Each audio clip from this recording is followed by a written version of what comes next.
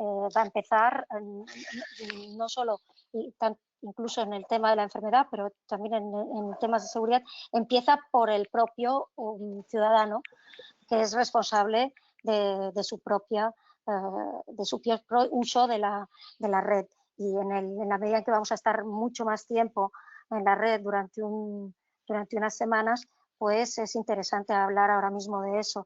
Para hablar de privacidad y seguridad, en principio yo voy a hacer una pequeña introducción como embajadora de Blockstack en Madrid y voy a presentar el tema de la relación un poco incluso que hay entre privacidad y seguridad, y después espero poder hablar con Sonia Fernández Palma. El retraso que hemos tenido se debe a que tenemos problema para darle entrada a Sonia, pero confío que se pueda resolver mientras avanzamos con el webinar y podamos tener, en todo caso, una estupenda conversación con Álvaro, que entrará después, Álvaro Gabriel Pereira, que es cofundador de una interesantísima aplicación en Blockstack que se llama Reclaim y que nos planteará ya una de las soluciones que él está construyendo un poco para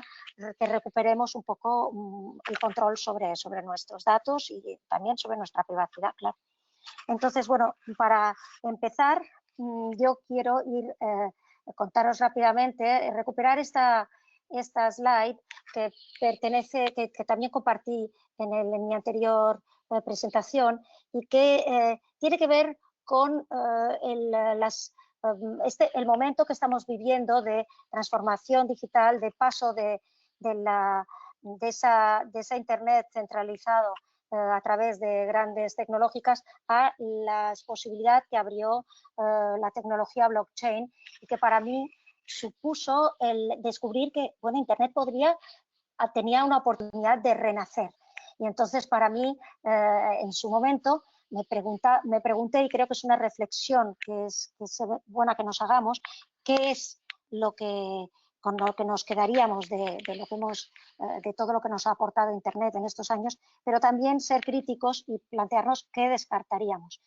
Yo tengo que confesar que cuando me hice estas preguntas, cuando descubro blockchain, que es en 2016 más o menos, pues yo no es un tema, el tema de la privacidad ni de la seguridad en el que yo fuera muy sensible. De hecho, pienso que la mayoría de nosotros como usuarios son temas que se nos escaparon durante muchísimo tiempo y hay que preguntarse, es bueno preguntarse cómo fue posible, cómo es posible que nos dejáramos abusar sin apenas darnos cuenta. Esta es una reflexión que es necesario hacer porque hace falta asumir que somos vulnerables y es un acto casi de humildad que es fundamental para tomar conciencia y escapar a ese sentimiento como de inevitabilidad, de bueno, pues ha sido así, pues no puede ser de otra forma, y caer en el fatalismo, que es algo pues muy peligroso en estos momentos. Bajar los brazos y asumir la vigilancia a la que estamos sometidos es especialmente grave cuando estamos hablando de un derecho tan fundamental como la privacidad. Por eso, creo que es interesante saber cómo hemos llegado a esta situación y yo averiguando y a través de una serie de lecturas que aconsejaré al final del webinar, una serie de libros que aconsejaré al final del webinar, he llegado a entender un poco cómo se ha producido un poco este proceso y voy a compartirlo ahora muy rápidamente. Entonces, a ver, la pregunta es ¿cómo llegamos a la invasión sin límites de nuestra privacidad? Bueno, en la imagen que vemos a la izquierda estamos viendo una imagen de una escena totalmente privada. Sin embargo, no está pretendiendo describir la privacidad específicamente, sino que justamente el título es Freedom of Fear.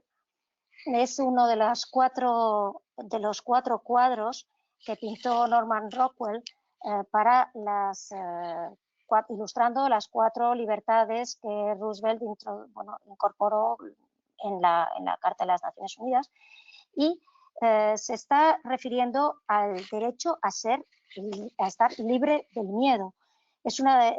Como digo, es una de esas 4 libertades, y la obra hace alusión en realidad al derecho a la seguridad, esa seguridad que le corresponde a todo individuo, esa seguridad que en la imagen ofrecen los padres en un país seguro, donde el hogar es un espacio de relaciones privadas, pero es un lugar seguro. Esto, el 11 de septiembre de 2001, se rompió y el miedo se instaló en los hogares americanos. Tras los atentados, desde el gobierno, al cabo de un tiempo, la administración Obama, pero bueno, desde el gobierno americano, se acudió a Google y se llegaron a unos acuerdos solicitando su colaboración con los servicios de seguridad americanos, con el NSA, y desde entonces las prácticas de Google están, en cierto modo, amparadas y gozan de cierta impunidad a priori. Bueno, desde entonces han ocurrido muchas cosas. Llegó la tecnología blockchain, pero nadie fue demasiado consciente de lo que podía aportar en este sentido, pero llegaron también leyes en Europa, y el soplo del agente Edward Snowden, que digamos que pusieron de relieve y levantaron,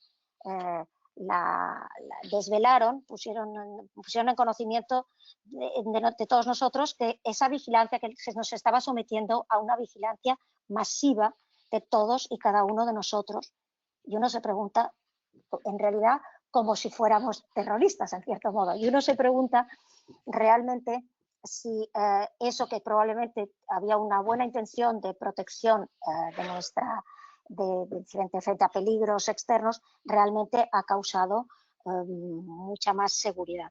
En fin, esto es algo de lo que me gustaría hablar con Sonia, si conseguimos comunicar con ella, y porque creo que ella tiene mucho que decir.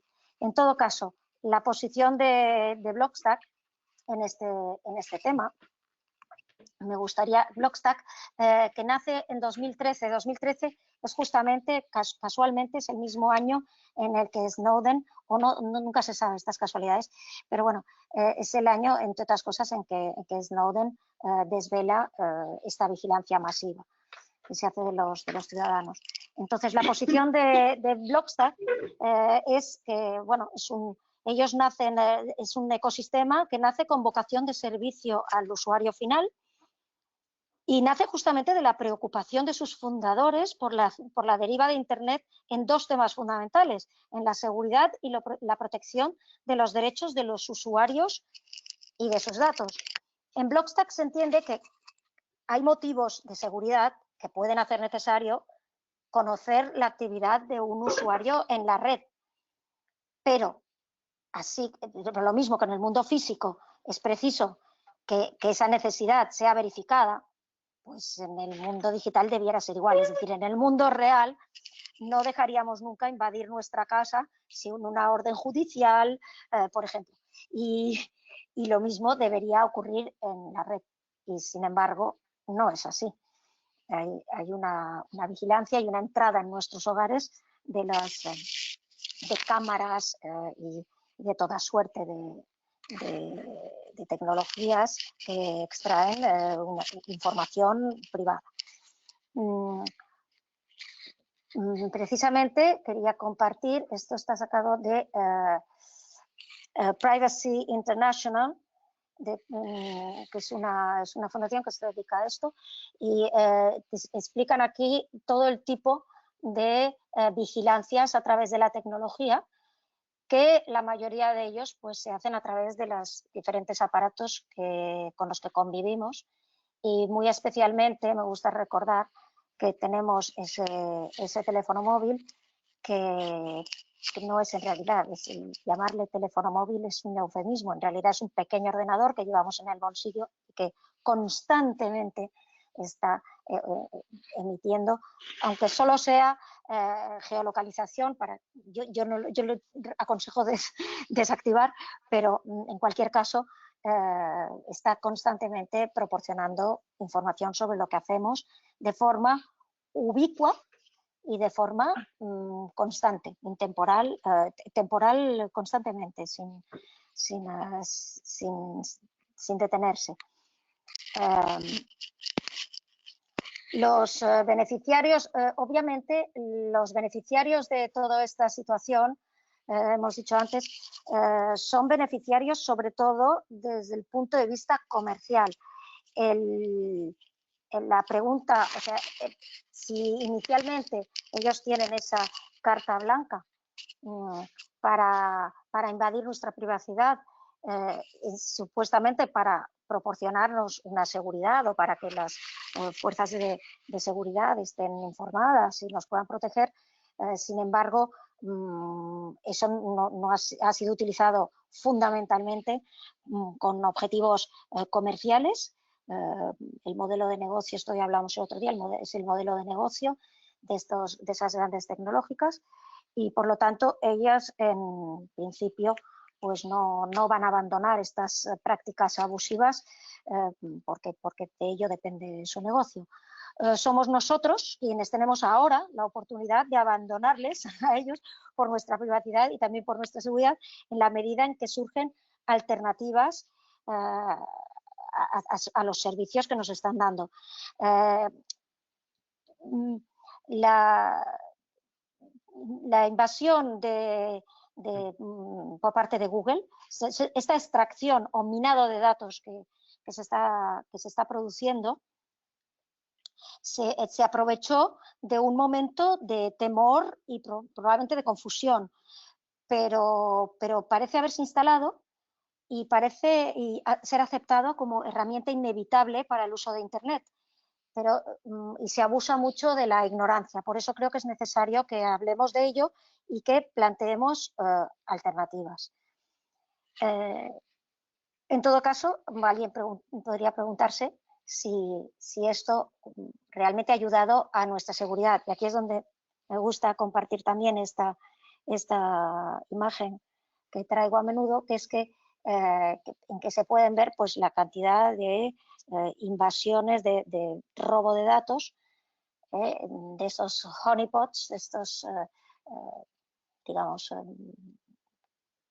silos de datos de donde pueden extraerse datos, y es algo de lo que normalmente las empresas son más conscientes y porque no les gusta perder sus datos, y de ahí que surgiera todo ese movimiento de ciberseguridad, pero es interesante entender que en realidad los datos que se están robando son datos de los usuarios. Entonces, lo que es para mí es curioso es que el usuario no sea sensible a esto. Parece que esto solo perjudica a las empresas. En fin, los problemas de ciberseguridad en la web 2.0 se van poniendo de manifiesto cada día de forma más clara. Eso lo van teniendo, se va conociendo desde el mes de octubre en España, por lo menos. Se van acumulando los casos de empresas muy importantes como Prosegur o incluso bancos que van teniendo problemas de ataques, pero insisto, las víctimas, ¿quiénes son las verdaderas víctimas? Las víctimas al final pues son los usuarios, que también sufren sus consecuencias.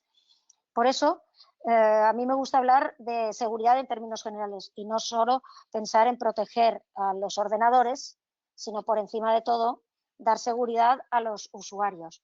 Y si los usuarios se forman, pues es más fácil que faciliten esa seguridad, pero además es bueno para que en su formación conozcan que existen otras formas de entrar en la red y de usar la red, gracias especialmente a todo el desarrollo de los sistemas de encriptado y a todo lo que todas las alternativas que blockchain ha aportado. En este punto yo tendría que conectar con Sonia, pero no sé cómo está la cosa. ¿Me puedes decir? ¡Ay, qué bien! Pues me alegro mucho. Pues me alegro mucho. Pues vamos a ir un poquito más deprisa de lo que queríamos, pero bueno, creo que como tienes una experiencia interesante que contar, seguro que vas a ser muy rápida en estas respuestas y muy certera. A ver, mi pregunta es, ¿está la web 2.0 en crisis y vivimos en un mundo más seguro hoy que hace unos años? Pues vayamos por partes a la primera pregunta. La web 2.0 no está en crisis, ni mucho menos, es un no rotundo. Todo lo contrario, la web 2.0 goza de una excelente salud. De hecho, ya vivíamos un momento excepcional y ahora es un momento mucho más excepcional por los últimos acontecimientos que ya han provocado un incremento del uso de las herramientas que ofrece el medio digital, el teletrabajo, un mayor consumo de todo tipo de aplicaciones, de plataformas de entretenimiento, entre otros muchos. Y esto al final se resume en un mayor aislamiento del individuo, de la persona, y por tanto de una mayor vulnerabilidad. Por tanto, si no hacemos algo hoy, volverán a ganar. La web 2.0 no solo gozará de una excelente salud, sino que crecerá exponencialmente. Y en relación a si vivimos en un mundo más seguro que hace unos años, de nuevo, mi respuesta tiene que ser un rotundo no. Lo que tenemos es la falsa percepción, la sensación artificial de que vivimos en un mundo más seguro, pero en realidad no es así. Llevamos años entregando nuestra información más íntima y personal a las grandes tecnológicas sin saber muy bien por qué o para qué.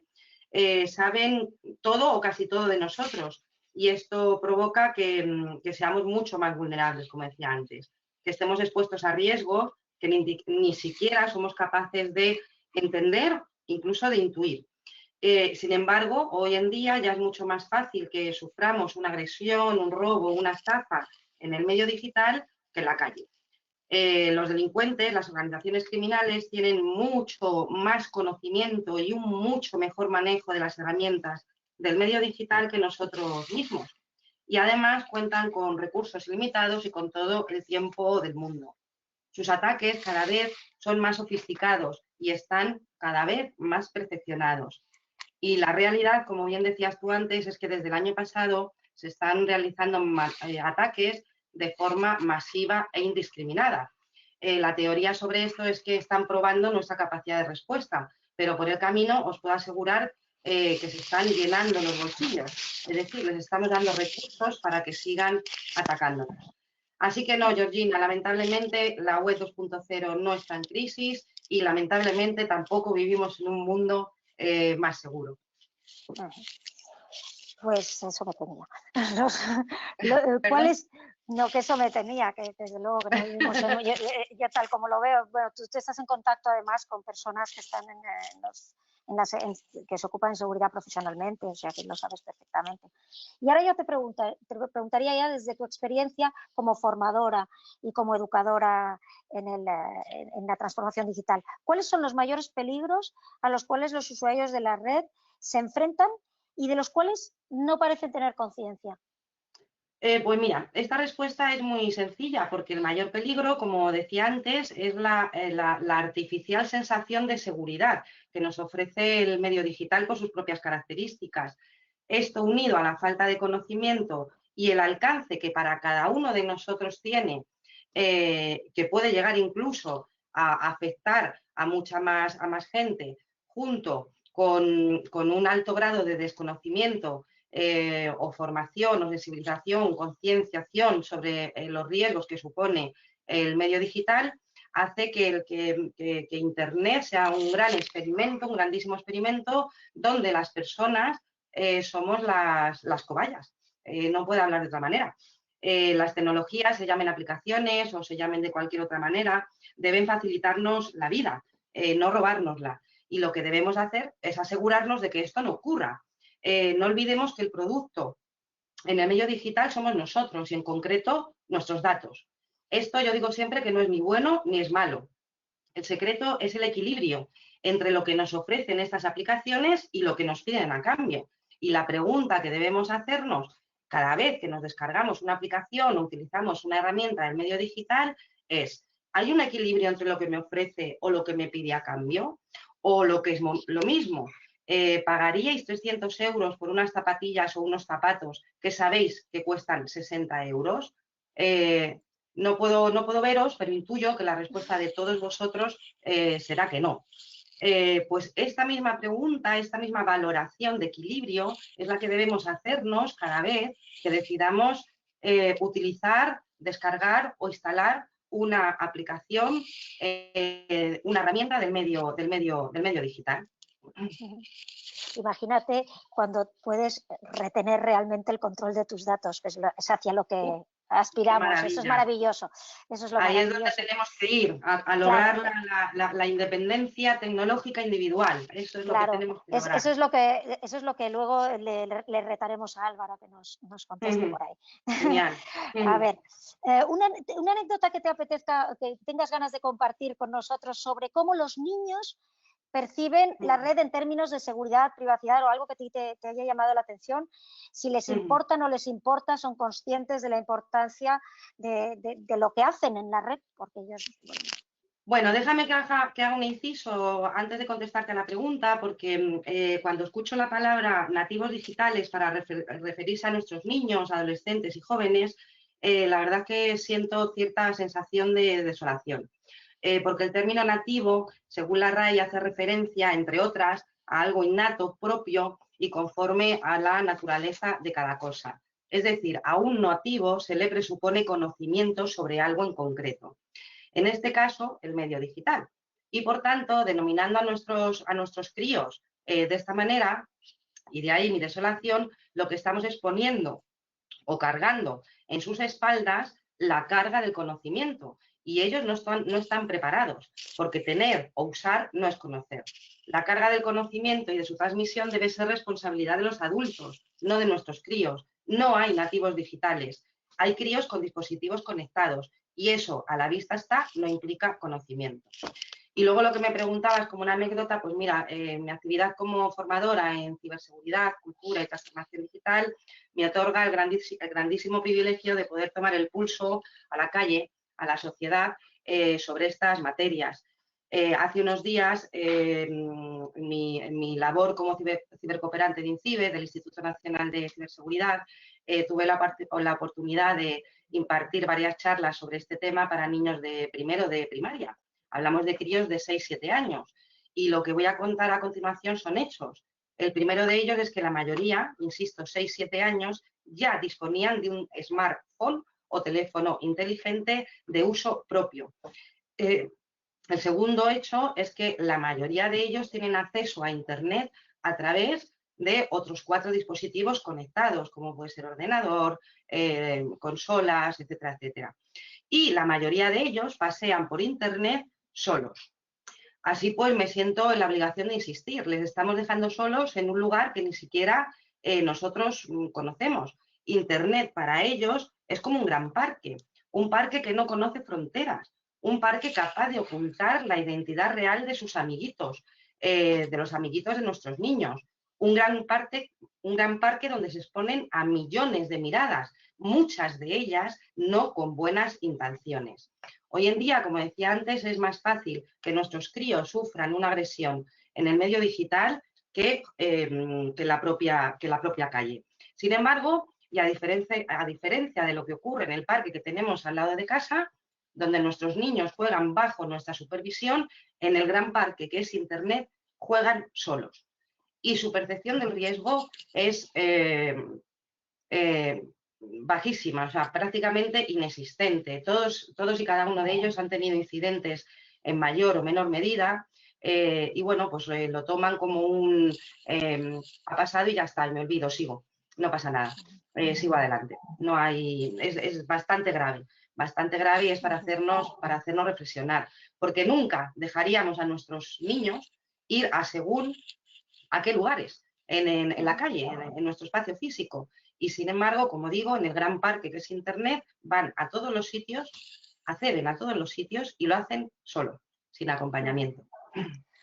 Entonces, ¿tú crees que revalorizar la privacidad por los mayores primero, por los niños, pues porque somos quienes damos ejemplos, podría beneficiar a la seguridad? Porque como nos han vendido que un poco que había que para tener más seguridad teníamos que, no, parecía que si nos dejábamos invadir en la privacidad íbamos a alcanzar más seguridad, y eso son unos vasos comunicantes que están demostrando no ser ciertos.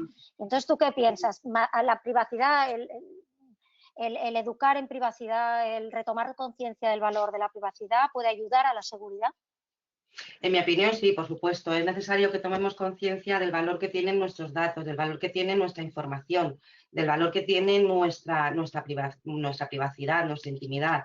Es necesario que recuperemos la autoridad de nuestros dispositivos y la propiedad de nuestros datos. Es necesario que recuperemos nuestra soberanía tecnológica. Como decía antes, el momento que estamos viviendo es excepcional, porque en mi opinión no se está batallando por un nuevo orden mundial, que ya es. Estamos asistiendo, en mi opinión y bajo mi visión, al nacimiento de una nueva civilización cuyo bastión serán las tecnologías y sus desarrollos. En definitiva, se está batallando precisamente por la soberanía del dato. Y en esta batalla el individuo tiene mucha responsabilidad. Tenemos el enorme privilegio de poder decidir qué tipo de civilización queremos que sea. Podemos ser protagonistas de este gran cambio, porque por muchos países que logren la soberanía tecnológica o del dato, si cada uno de nosotros no somos conscientes de que para ello es lograr la soberanía tecnológica individual, no habremos logrado nada o casi nada. Por tanto, es necesario que cada persona, que cada ciudadano conozca, decida, valore y actúe. Y para ello es necesario formar, o la mejor herramienta que tenemos para ello es la formación, para concienciar y para sensibilizar, para prevenir, en definitiva cuenta. Oye, dadas las circunstancias actuales, entendemos que la seguridad no es cosa solamente de la policía, entonces. En nuestro día a día, a ti, ¿tú qué consejos darías? Consejos prácticos de cómo, sobre todo a nivel educativo, cómo educar a los jóvenes o cómo dar ejemplo. ¿Qué consejos darías? Pues te voy a contestar a la gallega, como dirían. Te voy a contestar con preguntas. Porque, por ejemplo, ¿quién se ocupa de pagar, de mantener una puerta blindada, un sistema de alarma de nuestra casa? ¿Quién se ocupa de mantener seguros nuestros objetos, nuestras propiedades más queridas? Ahí está la respuesta, Georgina. La policía debe actuar allí donde se han vulnerado las medidas de seguridad que cada uno de nosotros hemos valorado que son las necesarias para preservar nuestra propiedad, nuestra privacidad y nuestra intimidad. Por poner otro ejemplo, si en nuestra casa física tenemos una puerta blindada, ¿por qué en nuestra casa digital tenemos una contraseña débil? ¿O tenemos la misma contraseña para todos los servicios que utilizamos en el medio digital? Si tenemos distintas llaves para la puerta de nuestra casa, de la oficina, de la taquilla del gimnasio, ¿por qué utilizamos las mismas contraseñas para todo en el medio digital? Si no abrimos la casa de nuestra puerta a un extraño, ¿por qué abrimos de par en par las puertas de nuestra casa digital a millones de ojos extraños para que puedan entrar a hurgar, en el mejor de los casos, en nuestros cajones? Si no facilitamos información íntima, privada o a un extraño que no conocemos lo suficiente, ¿por qué se la facilitamos a aplicaciones que desconocemos? Que no conocemos a nadie, que no sabemos qué va a ocurrir. Sabemos que el riesgo cero no existe. Por tanto, mi respuesta es no. Debemos ser conscientes de que, igual que protegemos nuestra casa física, debemos empezar a aprender y a dedicarle tiempo a proteger nuestra casa digital. Nuestra seguridad es cosa de todos. Debemos ser conscientes de lo que decía antes y, por supuesto, de que nuestra seguridad es cosa de cada uno de nosotros y, obviamente, también de las fuerzas y cuerpos de seguridad del Estado. Porque lo cierto es que a día de hoy lo que les estamos dando es una carga de trabajo monumental. Por lo que decía antes de la falsa sensación de seguridad y la confianza con la que paseamos y transitamos en el medio digital. Recordar que una persona formada, concienciada y sensibilizada es un activo para sí mismo, para su entorno familiar o su entorno más cercano y para su empresa y para toda la sociedad. Porque no olvidemos que las personas somos el principal vector de ataque y la primera línea de defensa. No abrir un correo desconocido, no abrir un archivo adjunto, contrastar información, no viralizar contenidos que no sean adecuados, si no quieres que algo se sepa, no publicarlo, por supuesto, y guardarlo en un lugar seguro, y si posible desconectado, en fin. Es un poco aplicar las mismas, porque los riesgos son los mismos, entonces al final hay que aplicar las mismas precauciones, solo que tenemos que habituarnos. Sí, sí, esto lo interesante es que esto le estás haciendo en cierto modo una llamada a la responsabilidad, que a veces pues, te obliga a tomar iniciativas y te da un poco de trabajo, por decirlo así. Y eso, dedicarle tiempo. Y eso es lo que siempre quienes hemos empezado a probar pues, la tecnología blockchain y hemos empezado a entrar en aplicaciones de Blockstack, por ejemplo, utilizarlas y esto, pues sabemos que hay un pequeño paso, que no es fácil, que hay que tomar pues la molestia de apuntar muy bien. El otro día hice un webinar sobre la identidad, tomar nota unas son más sofisticadas, pero claro, es un pequeño esfuerzo a cambio de recuperar el control de tus datos y a cambio de muchísima más seguridad. Y en ese sentido es el precio que paga en blockchain, es en responsabilidad propia, en tiempo, que hay quien dice, no, pero el usuario es muy se deja llevar y es muy cómodo. Bueno, habrá que ver, pero con el tiempo yo creo, como bien dices, yo creo que ya se están dando las suficientes voces de alarma como para que empecemos a tomar conciencia y a no empezar hasta a gustarnos, ocuparnos de estas cosas. Es una formación y una educación que es necesaria y que en el fondo pues, nos va a devolver mucha libertad también, mucha seguridad. Tiene que ser, y además es una formación que tiene que ser continua, o sea, permanente. Porque los instrumentos cambian, los medios de ataque cambian y hay que actualizarse. Pero es tan sencillo, Georgina, como revisar qué aplicaciones tenemos en nuestros dispositivos, las que no usamos, eliminarlas, las Entonces, que usamos... Sonia, ¿tú crees que me puedes decir cosas, ya mirando un poquito a futuro y preparando un poco la entrada de Álvaro dentro de un momento, si tú ves nuevos dispositivos, cosas nuevas que salen y nuevos aparatos, o si la gente es consciente?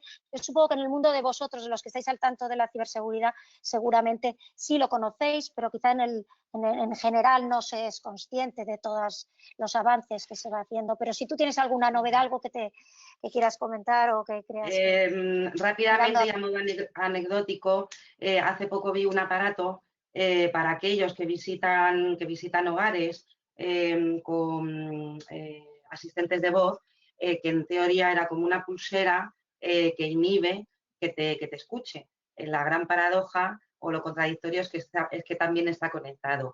Georgina, el aparato mejor que tenemos todas las personas para protegernos y avanzar es el conocimiento. Somos nosotros mismos, es nuestra capacidad de protegernos a través de ese conocimiento. Eso es lo único que nos puede hacer soberanos, porque no olvidemos que si no recuperamos esa propiedad de nuestros datos en esta lucha tan gorda que hay por esa soberanía de los datos, por ese imperio de los datos, hay que tener en cuenta que en el medio digital no votamos, no hay urnas. Entonces, si no empezamos a tomarnos en serio esto, pues nos gobernará quien sea, ya veremos, todo se andará. Entonces, la herramienta más maravillosa que tenemos las personas somos nosotros mismos. Nuestra capacidad de aprender, nuestra capacidad de conocer nuestro entorno. es el mejor aparato que tenemos, nuestra cabeza, nuestro cerebro. Hay que ponerlo a trabajar un poquito. Bueno, oye Sonia, si te parece, yo ahora en principio íbamos a parar para hacer preguntas y respuestas, pero como hemos empezado un poco tarde y sé que tanto Álvaro como tú tenéis luego cosas que hacer y eso, si te parece, vamos a seguir adelante y al final concentramos todas las preguntas y quienes nos estén escuchando, pues que se reserven un poquito las preguntas de Sonia para el final. Fenomenal. Vale. Sigo, bueno, yo esto lo voy a pasar muy deprisa porque compartí el otro día simplemente Sonia nos ha hablado del presente, de lo que está ocurriendo, nos ha hecho una foto un poco de lo que ocurre hoy en día a nivel de cómo percibe ella desde su experiencia la seguridad y la privacidad en la calle hoy en día, a pie de calle. Y yo quería compartir simplemente que ya a día de hoy, gracias a todo el desarrollo de las herramientas de encriptado y de las tecnologías, pues de las nuevas tecnologías, pues entonces tenemos nuevas formas de navegar por Internet, nuevas formas de buscar por Internet y nuevas formas de comunicarnos, de mensajería. Desde hace ya un tiempo, yo llevo más de un año funcionando con lo que aquí aparece, con lo que veis en esta, o sea, con Brave, con DuckDuckGo y luego con ProtonMail y Signal como medio de mensajería, y os recomiendo ya podéis, de hecho son cosas que están absolutamente en uso, y además os recomiendo también que entréis en Blockstack, donde ya empieza a haber, ahora justamente en estos días que vamos a pasar mucho más tiempo delante del ordenador y hay mucha gente trabajando frente al ordenador, pues que quizás que sepan que existen formas más seguras y donde ellos están mucho más en control de su trabajo y de sus documentos, utilizando aplicaciones que están, por ejemplo, dentro de Blockstack, como son, por ejemplo, Arcane, que es una aplicación equivalente, por decir así, a la suite de Google, de Office. Lo podéis encontrar en docs.arcaneoffice.com. El Gmail es un sistema de email serverless, entonces os podéis imaginar, para todos los que tenéis, si entráis y os hacéis la identidad de Blockstack, pues podéis comunicaros en absoluta, digamos, de forma absolutamente privada. BlockUSign es un sistema de notarización, o sea que para incluso pequeños contratos, NDAs, toda suerte de pequeños acuerdos a los que queráis dejar constancia, que en un momento dado queráis defender ante los tribunales, pues tenéis este tipo de documento que va siendo reconocido ya en tribunales. BlockSurvey es un sistema de cuestionarios, encuestas, formularios absolutamente privados y anónimos.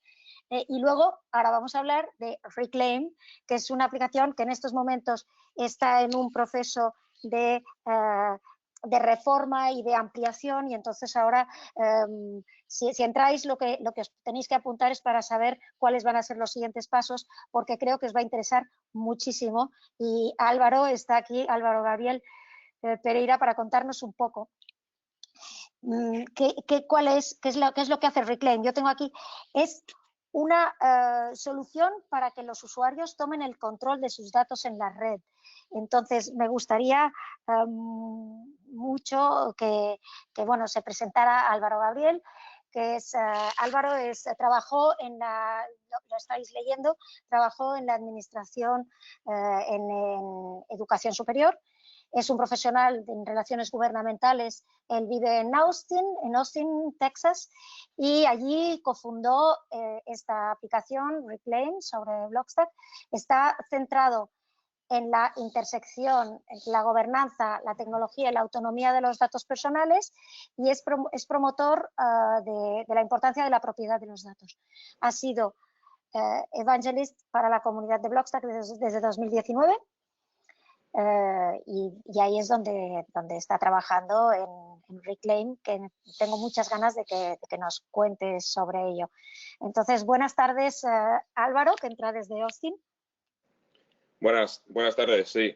Así que para nosotros en Reclaim, hace un año llevamos casi un año pensando en el concepto y hace un año pues estábamos pensando sobre el tema del ecosistema de dApps y las alternativas que se van haciendo posible a cambio de utilizar servicios del Web 2.0. Así que lo que descubrimos es que la gente no suele tener forma fácil de recaudar su propio control o hacer acceso a sus datos y sobre todo con nuevas leyes o en Europa GDPR, General Data Protection Regulation, o CCPA en California, el California Consumer Privacy Act, pues hemos visto que ahora se van formando recursos legales para proteger o para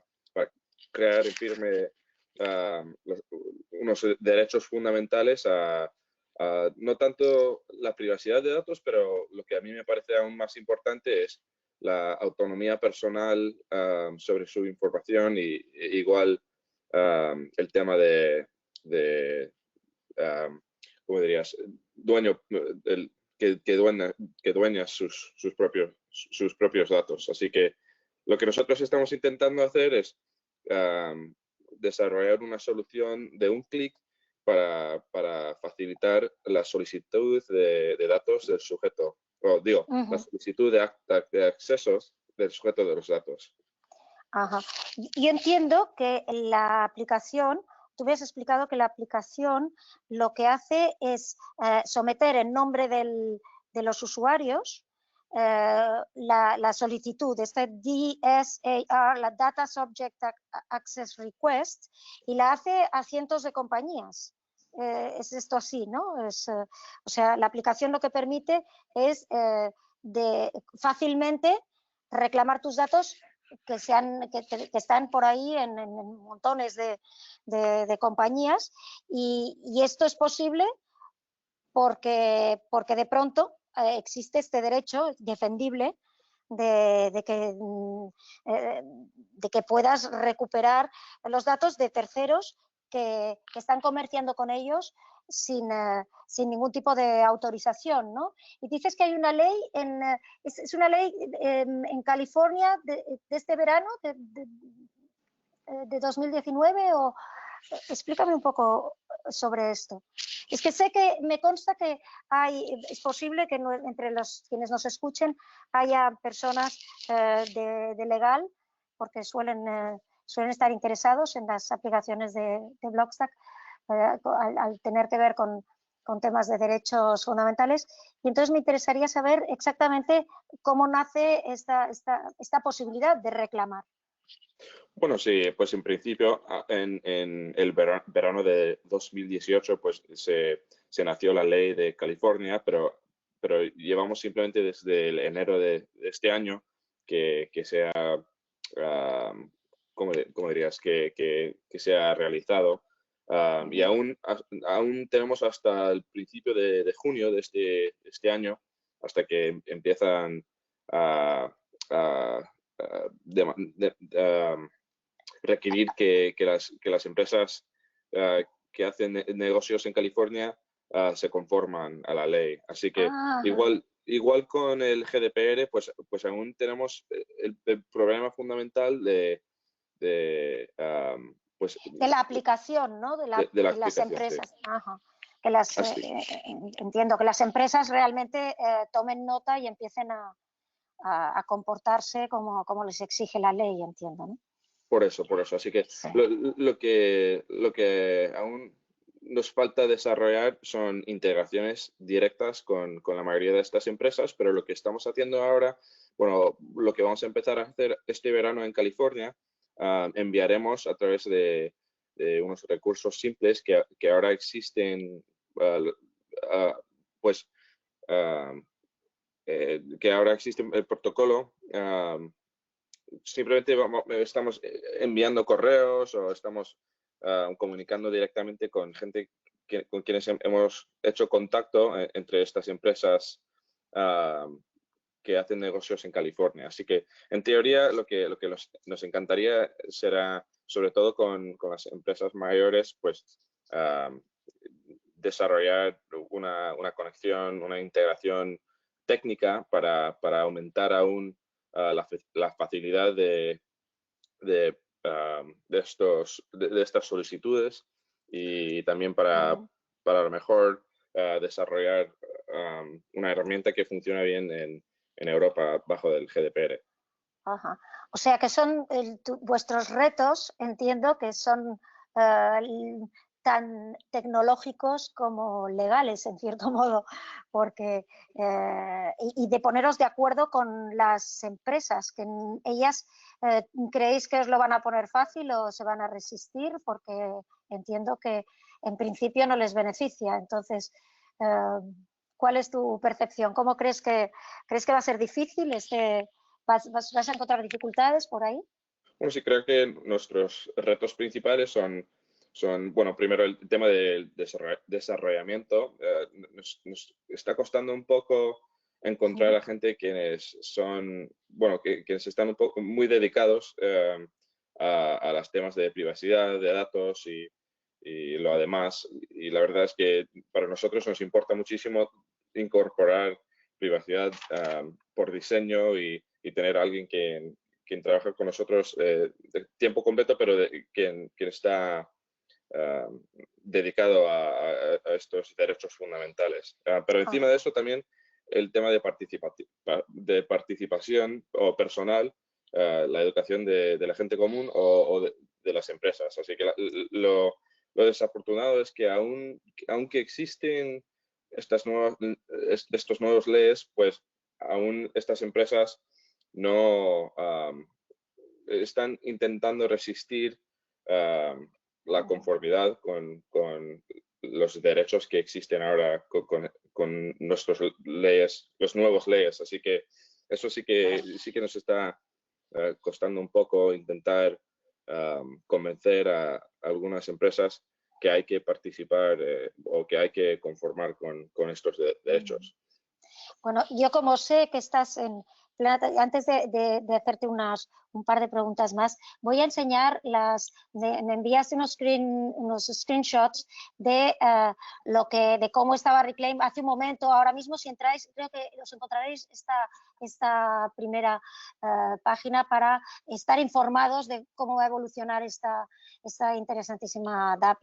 Os animo yo ya estoy apuntada para recibir información porque me interesa mucho cómo va a evolucionar. Pero bueno, tú me has mandado estos screenshots, si quieres comentar algo, un poco lo que teníais en principio previsto hacer. Sí, sí. Pues a lo mejor entre próximo mes subiremos de nuevo la prueba de concepto que antes tuvimos en nuestra página, y la verdad es que simplemente es una herramienta manual. Es una colección de información para ayudar a los individuos a completar las solicitudes de acceso del sujeto de datos, pero por sí mismo. Así que la verdad es que aunque no hemos salgado con la solución de un clic, hemos estado bueno, coleccionando esta información y pues lo queríamos presentar a la gente para que podrían utilizarlo ahora. Ajá. Explícame esto también. Esto es cuando estás en el proceso de... Sí, sí. ¿Es lo mismo? ¿Esto sería lo mismo? De opt-out, no me acuerdo cómo lo llaman bajo el lenguaje del GDPR. Pero pero esto simplemente es una página que demuestra nuestra utilización del almacén de Gaia, de Blockstack. Así que nosotros, para facilitar el proceso manual que existe ahora para los individuos, pues podrías añadir su información personal, y nosotros pues habíamos instalado una forma segura de mantener sus datos, pero también para facilitar, ¿cómo dirías?, el entrego de estas solicitudes. Así Claro. que simplemente Claro. bien. No, dime. No, era una herramienta muy básica, pero... Sí. Y por último, es que me parece muy interesante eso de que utilicéis Gaia. Entiendo, ahora te haré la pregunta concreta de por qué elegiste Blockstack, pero entiendo que no, digamos que la información del usuario se queda en manos del usuario y vosotros solo hacéis como una especie de solicitud en su nombre. Pero no conserváis, es lo bueno que tienen estas aplicaciones, que no conserváis, no acumuláis sus datos, es lo interesante. Por eso, y esa es una de las razones fundamentales por lo cual elegimos utilizar a Blockstack. No tanto solamente como diríamos, no tanto el ecosistema que está desarrollando Blockstack, pero encima su dedicación a estos derechos fundamentales del Web 3.0, pero encima nos han dado bastantes recursos para poder, de forma ligera y de forma barata, desarrollar un DApp que mantiene esos derechos de privacidad y de autoridad y del dueño de sus datos personales. Así que nos lo ha facilitado el desarrollo. Qué bueno. Pues yo siempre digo que Blockstack tiene la ventaja esa. Entonces, yo ahora mismo me gusta compartir esta slide sobre explicar un poco que esto es el principio. Se puede ver las fechas abajo y veis que estamos en el principio, todavía hay un dominio, como ha dicho Sonia, de 2.0 y estamos empezando, pero que yo creo que va a llegar, porque yo tengo mucha confianza que los usuarios van a ser sensibles y van a apreciar mucho estas nuevas aplicaciones. Y entonces yo te pregunto, ¿tú cómo ves la adopción de aplicaciones descentralizadas? ¿Cuál es tu visión del futuro? Bueno, sí, la verdad es que para nosotros lo fundamental es igual haciendo enlace a la discusión de antes, pues nos parece importantísimo que la gente puedan ejercitar el derecho de ser dueño de su información personal para así poder elegir cuáles servicios tienen permisión para utilizar sus datos personales de forma más activa o encima para poder trasladar sus datos personales a nuevos servicios que quieren entrar al mercado como competidores a servicios que aún existen, pero que mantienen estos fundamentales de privacidad y de libertad del individuo en la red y lo además. Así que aún en el ecosistema como existe hoy en día de Web 2.0, si hay dApps que son muy útiles, aún es imposible utilizarlos de forma tan compleja o sencilla, igual como los servicios que aún existen de Web 2.0, porque estos servicios antiguos son los quienes son hoy en día son los dueños de nuestra información. Así que es importante que nosotros recaudamos. Ajá, te estoy entendiendo. O sea, es interesante que nosotros primero recuperemos el control de los datos y entonces seremos libres de poder realmente elegir nuevas aplicaciones, quieres decir, ¿no? Justo, sí. Es esto. Interesante. En fin, yo iba a preguntar ahora si alguien tiene alguna pregunta. Entonces, y os dejo aquí esta slide mientras hacemos las preguntas por si alguien quiere tomar nota de lecturas interesantes sobre privacidad 3 libros que creo que son fundamentales. The Age of Surveillance Capitalism de Shoshana Zuboff, que habla más que de cómo vivimos en una vigilancia a través de la tecnología, que es un poco una cosa bastante parecida, de hecho, a una especie de autoritarismo ejercido desde las grandes tecnológicas, y ella explica muy bien todo el proceso, cómo se ha producido y cómo hemos llegado. Es un libro muy largo y muy detallado, con muchísima información sobre cómo se ha producido todo este fenómeno. Las 10 Reasons to Delete Your Social Media Right Now, de Jeremy, es de muy fácil lectura, es un libro muy corto y muy entretenido, y realmente yo lo aconsejo porque tiene momentos que hasta tiene sentido del humor, que también se agradece en estos temas. Y luego Permanent Record de Edward Snowden, que lo estoy empezando, pero lo recomiendo porque por lo que veo y por lo que me han contado, sospecho que debe ser una lectura obligada para este tema.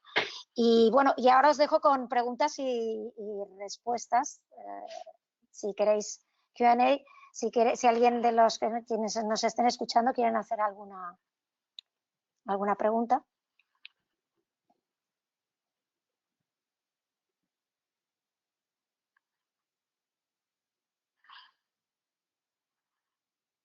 No sé si está por ahí Francisco, si está recabando alguna. Sí, hay una pregunta, bueno, una mano alzada, así que le doy audio para ver si quiere hablar. Estupendo. Hola, buenas noches. Muchas gracias por la charla, muy interesante. Yo, bueno, simplemente una reflexión o que me comentáis qué pensabais sobre, bueno, en noviembre se sacó el gobierno de gestión actual de nuestro país un decretazo digital, ¿no? Con unas competencias, ¿no? que en teoría un gobierno en funciones no debería sacar un tipo de norma de este tipo, ¿no? Y que bueno, que tienen el poder en ese sentido de cortar la comunicación de Internet, de intervenirla o de cortar a una parte de la población el acceso a Internet. ¿Qué pensabais sobre eso? Porque, bueno, muchas veces los gobiernos diciendo que nos protegen a nosotros y que es a favor nuestro, ¿no? Para protegernos de los ciberataques, realmente están siendo intervencionistas y los que están un poco tomando el control de nuestros datos son ellos. Entonces, me gustaría que comentaseis qué pensabais sobre esto.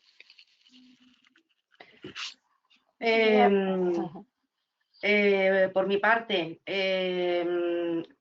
volvemos al, como digo yo, y permitidme la expresión, el meollo de la cuestión. Sucede siempre lo mismo, no solo con el caso del medio digital.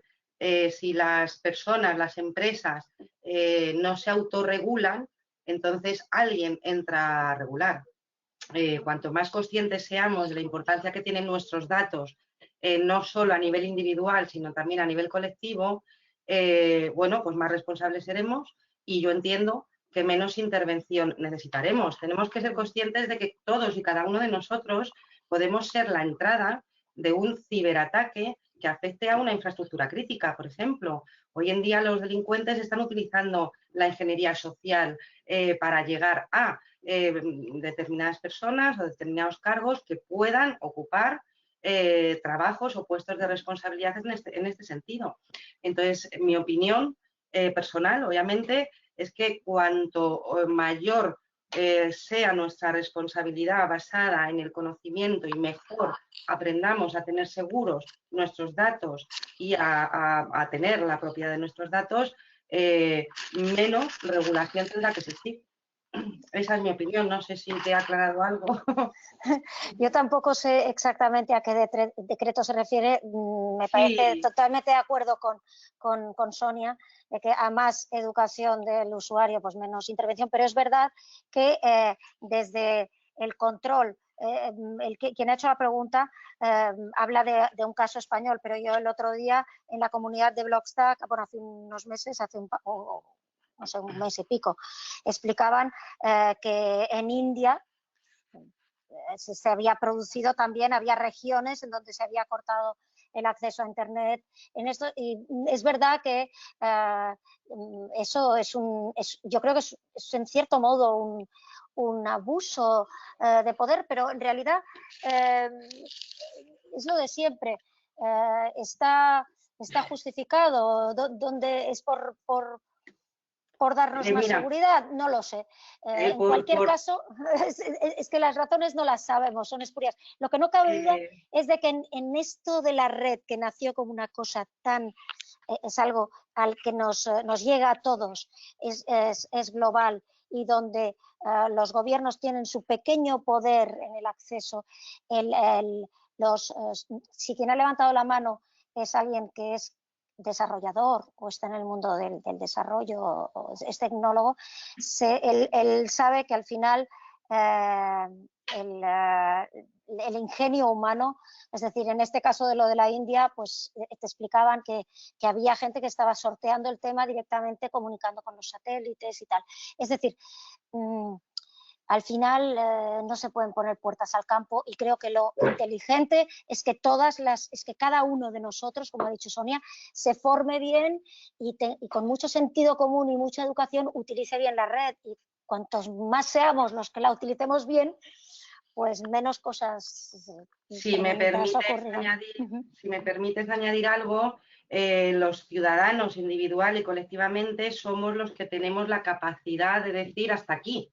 Hasta aquí llego, pero claro, llego hasta aquí, tengo que argumentarlo convenientemente, con consistencia y por algún motivo. Desgraciadamente hemos visto recientemente casos, el de la India, yo ahora mismo no lo recuerdo, pero bueno, hemos visto el caso de China con la emergencia sanitaria que tenemos ahora mismo, y yo creo que nosotros en nuestro entorno, en el entorno occidental, diríamos hasta aquí llego, pero para decir hasta aquí llego hay que formarse, hay que informarse y hay que tener claro qué es lo importante que tenemos que proteger y exigir hasta dónde queremos que lleguen, porque no recordemos que somos los ciudadanos, insisto, individual y colectivamente, los que al final marcamos el rumbo de la legislación. No es otra cosa. Me gustaría saber, Álvaro, tú en Estados Unidos, yo supongo que no se produce este tema de que decidan cortar el acceso a Internet o de alguna forma desde el gobierno, pero bueno, en la medida en que tú conoces un poco, pues no dejas de trabajar en relaciones gubernamentales, ¿tú qué percepción tienes de estos? ¿Es posible que desde los gobiernos se pueda controlar accesos a intervenir de algún modo la red? Bueno, pues en el caso de los Estados Unidos depende de la perspectiva. Así que ha existido una discusión sobre el tema de net neutrality. Así que antes de los últimos años, el Internet existía, aunque era infraestructura privada, existía en una forma indiscriminativa, no sé, la verdad es que me cuesta explicar sí, en español, pero lo que ha cambiado es que ahora los proveedores de servicio alternativo, del Internet, ahora pueden elegir cuáles páginas restringen o pueden controlar la calidad del servicio que reciben ciertas personas. Pero encima, lo que a mí me parece es que es más un tema de libertad de comunicación y el derecho freedom of speech en los Estados Sí. Unidos. Sí, así que la verdad es que en Europa no sé cómo se trasladaría, pero hay varios perspectivas. Entramos en otro tipo de derechos. Francisco, ¿hay alguna otra pregunta? No tenemos ninguna pregunta aquí escrita, por lo menos. Bueno, pues no sé. Es que lo digo porque miraba yo el reloj y decía, aunque hemos empezado tarde y creo que nos estamos pasando ya de la hora y sé que, no sé, si hay alguna pregunta, pues estamos encantados, pero si no, sé que en CodeMotion, a quien le agradezco muchísimo esta oportunidad, como he dicho al principio, sé que prefieren dejar las webinars en una medida un poco... Sí, bueno, igualmente, Buena para todos. Buena para todos. Igualmente luego el webinar se sube a nuestro canal de YouTube y queda disponible para que cualquiera pueda verlo y volver a preguntar, y si acaso luego nosotros solemos subir las slides, así que bueno, si acaso pueden preguntarnos por ahí a través de Twitter y resolveremos las consultas. Muy bueno, yo también en la descripción te añadiré los enlaces de las cosas que he comentado y así tienen acceso por mi parte. A mí me pueden ver si alguien me quiere contactar, estoy en LinkedIn, es lo que mantengo un poco como vía de comunicación en el 2.0, pero y luego no sé si Sonia se te puede localizar ahí o... Sí, por supuesto. Para preguntas. De hecho, como me he conectado más tarde, aprovecho estos minutillos para agradecerte. Ha sido un placer, me ilusionaba mucho tener este webinar contigo, también con Álvaro, que me parece muy interesante su proyecto. Agradecer a CodeMotion que nos acoja y, por supuesto, estoy en LinkedIn, me pueden buscar, contactar. Absoluto acceso y disponibilidad. Cuanto más seamos, mejor. Gracias a todos los que habéis estado presentes y a aquellos que lo veáis o lo escuchéis en diferido. Ha sido un placer. Muchísimas gracias, Sonia, a ti por tus aportaciones. Sí, igual. A vosotros, de verdad. Álvaro, ¿quieres, si alguien quiere hacerte alguna pregunta, lo hace a través de los comentarios de YouTube o quieres que, no sé si hay alguna forma que tú quieras que... Bueno, sí, tenemos un correo electrónico info@reclaim.gg y encima a través de LinkedIn. Pero también les quiero agradecer por haberme involucrado en este webinar, y la perspectiva de Sonia sí que me interesó muchísimo y creo que es importantísimo tener esa perspectiva. Así que gracias a todos. Está bien porque ahora estáis en contacto y yo quiero también aclarar que para Álvaro además era un reto porque él ha pasado en España solo 2 años de su vida hace ya bastante tiempo y no hablaba español y has tenido que ponerse un poco al día y yo se lo agradezco mucho que haya estado con nosotros explicándonos esta aplicación que realmente os aconsejo que hay que estar muy al tanto de cómo va avanzando porque a todos nos va a resolver, nos va a ayudar mucho a recuperar el control de nuestros datos. Bueno, espero que sí. Bueno, igual que sí, que me encantaría mantener en comunicación y practicar el español técnico sobre estos temas. Así que. Estupendo. Pues Francisco, por nuestra parte vamos a despedir el webinar y muchísimas gracias por todo. No, gracias a ustedes y bueno, nada, hasta el próximo webinar. Muchas gracias a tanto Álvaro como Sonia y bueno, a ti, a Georgina y bueno, nos vemos prontito. Venga, Gracias a ti, Francisco. Muchas gracias. Muchas gracias. Hasta pronto. Corto la grabación y bueno, venga, hasta luego. Chao, chao. Hasta luego. Adiós. Chao.